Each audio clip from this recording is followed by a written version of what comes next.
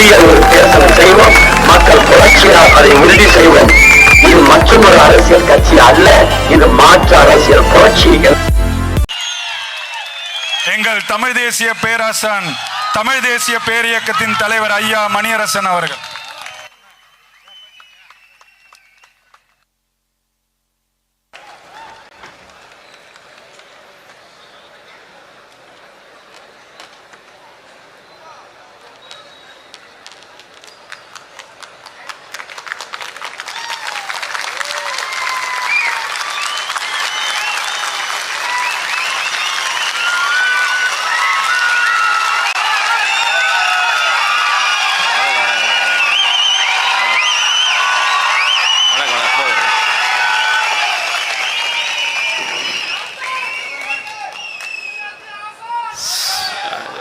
சாதிவாரி கணக்கெடுப்பு, பஞ்சமர் நில மீட்பு என்ற இருவரும் கோரிக்கைகளை, லட்சியங்களை முன்வைத்து நாம் தமிழர் கட்சி நடத்தக்கூடிய இந்த பேரணி மற்றும் பொதுக்கூட்டத்திற்கு ஒருங்கிணைப்பாளராக, தலைவராக மட்டுமின்றி தமிழர்களின் எழுச்சியின் சின்னமாக விளங்கக்கூடிய செந்தமிழன் சீமான் அவர்களே, மற்றும் இங்கே உரையாற்றி அமர்ந்திருக்கக்கூடிய தோழமை அமைப்புகளுடைய தலைவர்களே, வெள்ளம்போல் திரண்டிருக்கும் வீரத்தமிழ் மக்களே,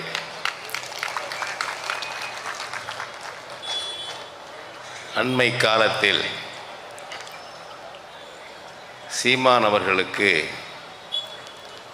ஒரு அதிர்ஷ்டம் பிறந்திருக்கிறது என்று கருதுகிறேன். அதிர்ஷ்டத்தில் எனக்கெல்லாம் நம்பிக்கை இல்லை. ஆனால் அவருக்கு ஒரு சோதனையை உண்டாக்க நினைத்தவர்கள் வேதனையில்தான் வெந்து போனார்கள். கடந்த சில நாட்களுக்கு முன்பாக வளசரவாக்கம் காவல் நிலையத்திற்கு வரச் சொல்லி கைது செய்யலாம் என்று முயன்றார்கள். வானூர்தி நிலையத்தில் இறங்கியதிலிருந்து வளசரவாக்கம் வரை அணுவாக, நொடி நொடியாக அவருடைய பயணத்தை எல்லா தொலைக்காட்சிகளும் காட்டின.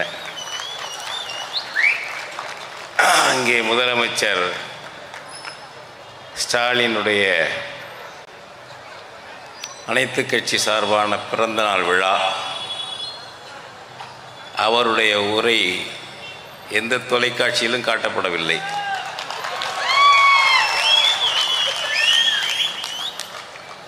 ஆற்காடு சாலையில் ஏவிஎம் ஸ்டுடியோ பக்கத்திலே சீமான் வண்டி நிறுத்தப்பட்டிருக்கிறது என்று சொன்னார்கள். அவருடைய இல்லத்தரசியார் வருவதற்காக என்று முதலிலே சொல்லிவிட்டார்கள். அதன் பிறகுதான் உண்மை தெரிந்தது. 9:15 மணி வரைக்கும் அங்கே தான் நிற்கும் வண்டி, முதலமைச்சர் பேசி முடிக்கும் வரை. ஏவிஎம் ஸ்டுடியோவில் நின்ற பிறகும் கூட அதன் பிறகு கேட்டுக்கொண்ட அமைச்சர்கள் எல்லாம் கேட்டுக்கொண்டு, அதிகாரிகள் கேட்டுக்கொண்ட பின்னர் தான் தொலைக்காட்சிகளிலே ஸ்டாலினுடைய உரை காட்டப்பட்டது. அதுபோல அந்த சோதனை அவருக்கு சாதனையாக அமைந்தது. அந்த அடுத்து இந்த கூட்டத்திற்கு ஒரு தடை. இந்த கூட்டத்திற்கு தடை என்றவுடன் உயர்நீதிமன்றம் போனார்கள். உயர்நீதிமன்றத்தில் இந்த கூட்டம் நடத்தலாம் என்று சொல்லிவிட்டார்கள். ஆனால் நீதிபதி ஒரு புதிய தீர்ப்பை வழங்க ஒரு முன்மொழிவை சொல்லியிருக்கிறார். கட்சிக்காரர்கள் கூட்டம் நடத்தும் பொழுதெல்லாம் போலீஸுக்கு பணம் கட்ட வேண்டும் பாதுகாப்புக்கு என்று. அது என்ன, காவல்துறை இருப்பதே மக்களை பாதுகாக்கத்தான். பொதுக்கூட்டத்தில் இருந்தாலும், பொதுக்கூட்டத்தில் பார்வையாளராக இருந்தாலும், பேசினாலும், வீட்டிலே இருந்தாலும், வீதியிலே நடந்தாலும், அலுவலகத்திலே பணியாற்றினாலும் மக்களை பாதுகாக்கத்தான் காவல்துறை. இது ஏதோ ஒரு மக்களுக்கு தொடர்பில்லாத ஒன்று போல ஜி.கே. இளந்திரையன் என்ற உயர்நீதிமன்ற நீதிபதி அவர்கள் சொன்னார். அதுவும் இவங்க 25,000 ரூபா பணம் கட்டணும் என்று வேற சொன்னார். வரி கட்டித்தான் நம்மெல்லாம், நம்முடைய வரியில் தான் அரசு இருக்கிறது. போலீஸ் சம்பளம் வாங்குது, நீதிபதி சம்பளம் வாங்குறாரு, எல்லாம் நடக்குது. இந்த கூட்டத்துக்கு ஏன் பணம் கட்டணும்னு சொல்கிறாரு. அதுபோல் இந்த குமிஞ்சி நிமிந்தா வரி, குப்புற படுத்தா வரின்னு அவ்வளோ வரி போட்டு தாக்கிக்கிட்டு இருக்கானுங்க. சாலையில் காரில் போனால் அந்த இருசக்கரத்துக்கும் வரப்போகுது. வழிப்பறி சாவடின்னு ஒன்று வச்சுருக்கானுங்க. அந்த வழிப்பறி சாவடியில் பணம் வாங்குகிறான் அரசாங்கத்துக்கு. சரி, ஏண்டா பெட்ரோல் போட்டு வர்றோம், டீசல் போட்டு வர்றோம், அதில் பாதி கொள்ள இந்திய அரசும் தமிழ்நாடு அரசும் எடுத்துக்கிறீங்க. பாதி விலை அது நீங்கள் 2 பேரும் போடுற வரி பெட்ரோலுக்கு டீசலுக்கு. அதை கொடுத்துட்டானே பெட்ரோல் போட்டு வர்றோம், எல்லோரும் வர்றாங்க. அதன் பிறகு அந்த சாலையில் எங்கேயாவது 2 இட்லி சாப்பிட்டா, ஒரு டீ சாப்பிட்டா அதுக்கு ஜிஎஸ்டி வரி. இவ்வளவு பல்வேறு வரிகளை வசூலித்து கொண்டு ஏதோ சாலையை இலவசமாக பயன்படுத்துவது போல் அங்கே போடுறான். இப்போ ஜிகே இளந்திரையன் கருத்துப்படி போட்டால் பொதுக்கூட்டம் நடத்த பணம் கட்டினா தான் பொதுக்கூட்டம் போடலாம் போலீஸுக்கு. இவ்வளோ ஒடுக்குமுறை. இது என்ன ஆயிற்று என்றால், இன்றைக்கு நடந்த பேரணியும் சிறப்பாக எழுச்சியாக நடந்து கொண்டிருக்கும் இந்த கூட்டமும் கூடுதல் கூட்டத்தை, கூடுதல் மக்களை திரட்டிவிட்டது. அடுத்தது ஜிகே இளந்திரையன் சொன்ன இந்த கட்டணம் இருக்குல்ல, நல்ல வேளை சீமான் கூட்டத்துக்கு சொன்னதுனால அது விவாத பொருளானது. இந்த 25,000 கட்டணம் என்பதை பொதுக்கூட்டத்துக்கு போலீஸுக்கு பணம் கட்டித்தான் நடத்த வேண்டும் என்பதை எல்லாரும் விவாதிக்கிறார்கள். எதை வைத்து விவாதிக்கிறார்கள்? திருப்போரூரிலே சீமான் கூட்டத்திற்கு பணம் கட்ட வேண்டும் என்று சொன்னாராம், அங்கேயும் விளம்பரம் ஆகுது. ஆக நெருக்கடிகள் எல்லாம் சாதனையாக அவருக்கு ஒரு புகழ் பரப்பக்கூடிய நிகழ்வுகளாக மாறுகின்றன. இந்த 2 கோரிக்கைகள் நான் சுருக்கமாக, சாதிவாரி கணக்கெடுப்பு என்பது ஏன் இந்தியா என்பது 2 வேறுபட்ட தன்மைகளை முக்கியமாக கொண்டிருக்கு. ஒன்று இனங்களுடைய கூட்டமைப்பு. பிரித்தானிய பீரங்கிகளால் உருவாக்கப்பட்டது இந்தியா என்ற நிர்வாக கட்டமைப்பு. எனவே அதனால் தனித்தனி இனங்கள் எல்லாம் ஒரு பிரித்தானிய பீரங்கிகளின் வல்லுறவுக்கு பிறந்தது. அதனால் பல இனங்கள் இங்கே இருக்கிறது. அடுத்தது இங்கே வர்ணம், ஜாதி. உலகத்தில் வேறு எங்கேயும் இல்லாத வர்ணம், ஜாதி. இந்த 2க்குமான தீர்வுகளாகத்தான் நாங்கள் தமிழ் தேசியத்தை முன்வைக்கிறோம். தமிழ் தேசத்திற்கு இறையாண்மை வேண்டும், இந்திய ஆட்சியை இறையாண்மையுள்ள தேசங்களின் கூட்டரசாக மாற்று என்ற வகையிலே ஒரு மாற்று சொல்லுகிறோம். அதுபோல் இந்த ஜாதிய ஒடுக்குமுறை என்பதை பாதிக்கப்பட்ட பல 100 ஆண்டுகளாக பாதிக்கப்பட்ட மக்களுக்கு இடஒதுக்கீடு மிக தேவை. இந்த இடஒதுக்கீடு வழங்குவதற்கு உயர்நீதிமன்றம், உச்சநீதிமன்றம் போனால் என்ன கணக்கு என்று கேட்கிறார்கள். நமக்குள்ளேயே பிரச்சனைகள் இருக்கிறது. நாங்கள் இவ்வளவு பேர் இருக்கோம், இத்தனை சதவீதம் இருக்கோம், அத்தனை சதவீதம் கொடு, இத்தனை சதவீதம் கொடு என்று நமக்குள்ளேயே போட்டி பூசல் இருக்கிறது. இதுக்கெல்லாம் தீர்வு காண்பதற்கு கணக்கெடுத்து விடு, ஜாதிவாரி கணக்கெடுப்பு நடத்து. இந்த ஜாதிவாரி கணக்கெடுப்பு என்பது நம்முடைய தோழர் மூர்த்தி சொன்னார், மக்கள் தொகை கணக்கெடுப்பு வேறு. இது ஒரு பதிவு, மாநில அரசு எடுக்கக்கூடிய பதிவு. ஜாதி என்ன, அவங்களுடைய நிலைமை என்ன என்பது ஒரு பதிவு. இதுக்கு எந்த தடையும் இல்லை. இதை ஸ்டாலின் எடுக்க மறுப்பது ஏன்? சமூக நீதியின் மொத்த கிடங்கு திமுக தானே. இது சமூக நீதி இல்லையா? ஜாதி வாரி கணக்கெடுப்பது 2011 மக்கள் தொகை கணக்கெடுப்பில் ஜாதி கணக்கெடுப்பட்டு பதியப்பட்டிருக்கிறது. காங்கிரஸ் ஆட்சியில் அதை வெளியிடவே இல்லை. எடுத்திருக்கிறார்கள், அதை வெளியிடவே இல்லை. அதே போல் 2015 கர்நாடகம் காங்கிரஸ் ஆட்சியிலே ஜாதிவாரி கணக்கெடுப்பு எடுத்தார்கள், வெளியிடவே இல்லை. காங்கிரஸ் யோக்கியதை அது. பாஜகவும் காங்கிரஸும் அண்ணன் தம்பிகள். ஆரிய பிராமண ஆரிய வைசிய இந்தி ஏகாதிபத்திய கட்சிகள் இந்த காங்கிரசும் பாஜகவும் வெளியிடவில்லை. இப்பொழுது பீகாரிலே நிதிஷ்குமார் எடுத்து வெளியிட்டு வழக்கு போய் வழக்கிலையும் அது நின்று விட்டது. புள்ளி விவரங்கள் தானே. இடஒதுக்கீடு மாநில அரசு கொடுக்கிற அதிகாரம் இருக்கிறது, எப்படி கொடுக்க வேண்டும் என்ன என்பது தானே.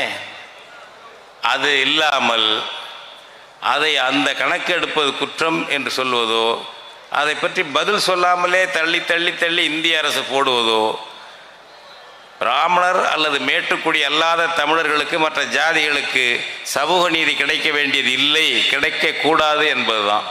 திராவிடமும் அதில் நீ கூட்டணியாக இருக்கிறாயே, ஏன் நீங்கள் கூட்டணியாக இருக்கிறீர்கள்? ஏனென்றால் ஜாதி பிரச்சனைகள் தீர்ந்து விட்டால் ஒருவர் இடத்தை ஒருவர் அபகரித்து கொண்டார் என்பதெல்லாம் இல்லாமல் அவரவர் மக்கள் தொகைக்கு ஏற்ப வழங்கப்பட்டு இணக்கம் வந்துவிட்டால் திமுக போன்ற கட்சிகள் அரசியல் நடத்த முடியாது. ஜாதியை தூண்டிவிட்டு ஜாதி அடிப்படையில் தான் அரசியல் நடத்துகிறார்கள். திமுக அதிமுகலாம் என்ன ஜாதியை வளர்த்த கட்சிகள் அதுதான். நீங்கள் காங்கிரஸ் கட்சி ஒரு நிலக்கிழார்கள் கட்சி, ஜாதி இருந்தது, நாங்கள்லாம் மாணவர்களாக இருக்கும் பொழுது அதை பார்த்துருக்குறோம். ஆனால் இந்த அளவுக்கு ஜாதி டிவிஷனாக ஜாதி தலைவர்களை தெருவாரியாக வைத்துக்கொண்டு கட்சி வாரியாக வைத்துக்கொண்டு பிளவுபட்டு மோதிக்கொண்ட நிலைமை இல்லை. ஜாதிய கொடுமைகள் உண்டு, ஒடுக்குமுறைகள் உண்டு. இந்த ஜாதி என்பதையே கிட்டத்தட்ட டிஃபேக்டோ சட்டப்பூர்வமானது போல ஆக்கிவிட்டார்கள் இவர்கள். ஜாதி பார்த்துத்தான் வேட்பாளர் நிறுத்துவார்கள், ஜாதி பார்த்துத்தான் ஒன்றிய செயலாளர் மாவட்ட செயலாளர் போடுவார்கள். எனவே இந்த ஜாதிக்காரர் என்பவர் தான் இந்த ஓட்டு திரட்டக்கூடிய ஆள் திமுக அதிமுகவுக்கு. எனவே இவர்களுக்குள்ள பிரச்சனைகளை தீர்த்து விட்டால் இந்த மக்கள் ஒன்றோடு ஒன்று இணக்கமாகி விடுவார்கள், நமக்கு ஆள் கிடைக்காது என்ற சூழ்ச்சியினால் தான் ஸ்டாலின் சாதிவாரி கணக்கெடுக்க மறுக்கிறார் என்று நான் குற்றஞ்சாட்டுகிறேன். வேறு எதுக்கு இல்லை. ஏன் இல்லை? எடுக்க வேண்டியதானே ஜாதிவாரி கணக்கு. எடுத்து அவங்கவுங்களுக்கு உள்ளதை ஒதுக்கலாம். எங்களை பொறுத்தவரை தமிழ் தேசிய பேரியக்கத்தை பொறுத்தவரை நாங்கள் சொல்வது 100 விழுக்காடும் ஒதுக்கி விடலாம் என்பதுதான். அது மொத்தமாக ஒதுக்கிடலாம். அது தொகுப்பு முறை இடஒதுக்கீடு. ஒத்த தன்மை உள்ள சில ஜாதிகள், ஒரு ஜாதிக்குள்ளே உள்ஜாதி இருக்கும், ஒத்த தன்மை உள்ளதெல்லாம் ஒன்றாக்கி அவங்க மக்கள் தொகைக்கு அதை கொடுங்க. பொதுப்பட்டியல் வேண்டியதே இல்லை, 100ஐயும் பறிக்கலாம். அதுக்குள்ள போட்டி இருக்கும், அதற்குள்ள மதிப்பெண் கூட வாங்க வேண்டிய தேவை இருக்கும். அதனால ஒன்றும் தரம் குறைந்து விடாது. அடுத்தது இது இப்படி 10 விழுக்காடு முன்னேறிய வகுப்பாருக்கு பாஜக கொடுத்தது 2019 செயல்பாடு இருக்கு. 10 விழுக்காடு எங்கெங்க இருக்காங்க தமிழ்நாட்டில்? எடுங்க. நம்மள எடுத்தீங்கன்னாக்க இப்போ சைவ பிள்ளைமாருக்கு இடஒதுக்கீடு கிடையாது, முன்னேறிய வகுப்புன்னு இருக்கும். ஆனால் அவங்க வேற ஒரு பேர் தான் கொடுப்பாங்க. பெரும்பாலும் கொடுத்தது தப்பு இல்லை, மிக மிக குறைவு. பிராமணர்கள் 2.5%. நம்ம சைவ பிள்ளைமார், தொண்டைமண்டல முதலியார், செட்டியார் இந்த மாதிரி செட்டுகள் இவங்கெல்லாம் எடுத்துட்டீங்கன்னா எல்லாம் சேர்த்து மொத்தம் ஒரு 5-6% இருக்கும். அவர்களுக்கு 10% எப்படி ஒதுக்கீடு கொடுத்தீங்க? நியாயம் எல்லாம் பேசக்கூடிய சிபிஐ சிபிஎம் கட்சிகள் நாடாளுமன்றத்தில் இந்த 10% ஆதரித்து வாக்களித்தன. சிபிஎம் மாநிலங்களவை உறுப்பினர் தோழர் TK ரெங்கராஜன் நான் இடஒதுக்கீட்டுக்கு 10% இடஒதுக்கீட்டுக்கு முன்னேறிய வகுப்பில் உள்ள ஏழைகளுக்கான இடஒதுக்கீட்டுக்கு ஆதரவாக வாக்களித்தேன் என்றே பகிரங்கமாக சொன்னார். கட்சி முடிவு, அவர்களுடைய முடிவு அது. இவ்வளவு பரிசு கொடுக்கலாம். இந்திய அரசில் கொடுக்குறீங்க, மாநில அரசிலே கொடுக்க சொல்றீங்க. 27 விழுக்காடு பிசி மண்டல் குழு கணக்குப்படியே பிற்படுத்தப்பட்டவருக்கு இந்தியா முழுக்க ஒரு 56 விழுக்காடுனார். தமிழ்நாட்டில் பிற்படுத்தப்பட்ட வகுப்பினர் எண்ணிக்கை குறைந்தபட்சம் 70 விழுக்காடு இருக்கும். 70 விழுக்காடு இருக்கும். இதில் ஒரு 5-6% உள்ளவங்களுக்கு 10% கொடுக்குறீங்க. அப்போ பொது ஒதுக்கீடு 31 இருந்த பொது ஒதுக்கீடு 21 குறைந்து விடும் இல்லையா தமிழ்நாட்டில்? அதை பற்றிலாம் கவலை இல்லை. எனவே எதுக்கு இந்த பிரச்சனை? 100ஐயும் ஒதுக்கு என்ற ஒரு கோரிக்கையை நாம் இந்த சாதிவாரி இடஒதுக்கீட்டை வந்து சொல்கிறோம். இந்த கோரிக்கை சரியானது, கணக்கெடுன்னு சொல்லணும். இந்திய அரசு எடுக்கணும் மக்கள் தொகை கணக்கெடுப்பில், இந்திய அரசை வலியுறுத்தணும். ஆனால் அதை காரணம் காட்டி தமிழ்நாடு அரசும் எடுக்காமல் இருப்பது தவறு. ஏமாற்றுகிறீர்கள் மக்களை, பிற்படுத்தப்பட்ட மிகவும் பிற்படுத்தப்பட்ட பட்டியல் வகுப்பு மக்களை ஏமாற்றுகிறீர்கள், வஞ்சிக்கிறீர்கள் என்று நாங்கள் குற்றம் சாட்டுகிறோம். அது மக்களிடம் போய் சேர வேண்டும். மக்களிடம் போய் சேருவதற்கு இன்றைக்கி ஒரு திறப்பு விழா போல இந்த கூட்டம், சிறப்பான கூட்டம் நடந்து கொண்டிருக்கிறது. அடுத்தது அந்த பஞ்சமர் நிலம் என்பது எல்லாரும் இங்கே பேசியிருக்கிறார்கள். சிறப்பான தீர்ப்புகளை சொல்லியிருக்காங்க. நம்ம சந்துருவும் சரி, அதுக்கப்புறம் ஒரு அம்மா நீதிபதி தலைமையில் ஒரு அமர்வு, அப்புறம் ஹரிபரந்தாமன், இவங்கள்ட்டெல்லாம் வந்து இந்த பஞ்சமி நிலம் எப்போவோ கொடுத்தாங்க. 10 வருஷம் வரையிலும் அவங்க விற்கக்கூடாது, அதன் பிறகு விற்றாலும் விற்றுக்கலாம், போகலாம், என்னென்னவோன்னு இருக்குது என்னெல்லாம் சொல்லி பார்த்தார்கள். சாட்டையால் அடிக்கிறது போல் நீதிபதி சந்துரு கொடுத்துருக்காரு. விற்கவே கூடாது, விற்றா வாங்கக்கூடாது. பட்டியல் வகுப்பு மக்களுடைய துன்ப துயரங்கள், அவங்க நிலத்தை உழுது சாகுபடி பண்ணித்தான் மற்றவங்க நிலத்தை பயன்படுத்தக்கூடிய நிலைமை உலகத்தில் மக்களிடையே ஏற்பட்டது. அந்த மக்கள் நிலமற்றவர்களாக ஆக்கப்பட்டது வஞ்சகம் இல்லையா, சூழ்ச்சி இல்லையா? அதற்கு இந்த பட்டியல் வகுப்பு மக்களுக்கு பஞ்சமி நிலம் என்று வெள்ளைக்கார அரசு கொடுத்தது நியாயம். அதை யாருக்கும் அவங்க விற்கவும் கூடாது, அவர்கள் பயன்படுத்தத்தான் வேண்டும். நீ வாங்கி இருந்தால் அது செல்லாது என்று நீதிபதி சந்துரு தீர்ப்பு கொடுத்தார். மறுபடியும் அதை வந்து ஒரு அமர்வு, 2 நீதிபதி அமர்வு அதை உறுதிப்படுத்தியது. பின்னர் வேறொரு வழக்கில் ஹரிபரந்தாமன் அதை உறுதிப்படுத்தினார். எனவே இன்னைக்கு உச்ச நீதிமன்றம் ஏற்கனவே இதை சொல்லியிருக்கிறது, விற்க உரிமை இல்லை, யாரும் அரசாங்கம் வாங்கக்கூடாது, வேற யாரும் வாங்கினாலும் செல்லாது என்று உச்ச நீதிமன்ற தீர்ப்பு இருக்கிறது. இதையே பேசுறதில்லை, மற்ற கட்சிகளும் பேச வேண்டும். இல்லை, பஞ்சமி நிலத்தை கணக்கெடுங்க, கணக்கெடுத்து கொடுங்க. எப்படி அவர் வந்து இப்போ ஸ்டாலின் கணக்கெடுப்பார்? ஏற்கனவே இருக்கிற நிலங்களை பிடுங்கி அதானிக்கும் அம்பானிக்கும் சிப்காட் அமைக்கிற வேலையில் தான் இருக்கிறார். முதலாளியே இந்திக்காரனாக இருக்கணும், தொழிலாளியும் இந்திக்காரனாக இருக்கணும், தமிழன் வரக்கூடாது என்பதுதான் உங்களுடைய கொள்கை. எல்லா இடத்துலையும் அதுதான் நடந்துகிட்டு இருக்கிறது. எனவே பஞ்சமி நிலங்களை மீட்பதற்கு எல்லாரும் சேர்ந்துதான், எல்லா வகுப்பாரும் சேர்ந்துதான், ஒட்டுமொத்த தமிழர்களும் தமிழ் மக்களும் தான் சேர்ந்து குரல் கொடுக்க வேண்டும். அந்த கோரிக்கையும் மிகச் சரியானது. இந்த கோரிக்கைகளை மக்களிடம் எடுத்து செல்வோம். அதற்கு ஒரு தொடக்க விழாவாக, திறப்பு விழாவாக இன்றைக்கு திருப்போரூரிலே இந்த சிறப்பு கூட்டம் நாம் தமிழர் கட்சி நடத்தி இருக்கிறது. இதை எடுத்து எல்லா இடத்தும் கொண்டு செல்வோம். அரசுகளுக்கு அழுத்தம் கொடுப்போம், மற்ற கட்சிகளுக்கும் அழுத்தம் ஏற்படும். அந்த நிலையில் அவர்கள் இதை செயல்படுத்த வேண்டிய தேவை வரும். எனவே நம்பிக்கையோடு நாம் செயல்படுவோம். தமிழ் தேசியத்தின் கூறுகள் தான் இவையெல்லாம். தமிழ் தேசியம் பேசுவதால் தான் ஒவ்வொரு தமிழன் தமிழச்சியினுடைய உரிமை பற்றியும் வாழ்வு பற்றியும் நாம் சிந்திக்கிறோம். நம்மை இங்கே கொண்டு வந்து சேர்த்திருப்பது தமிழ் தேசியம், தமிழ் இனத்தேசியம், தமிழர் தாயக தேசியம்.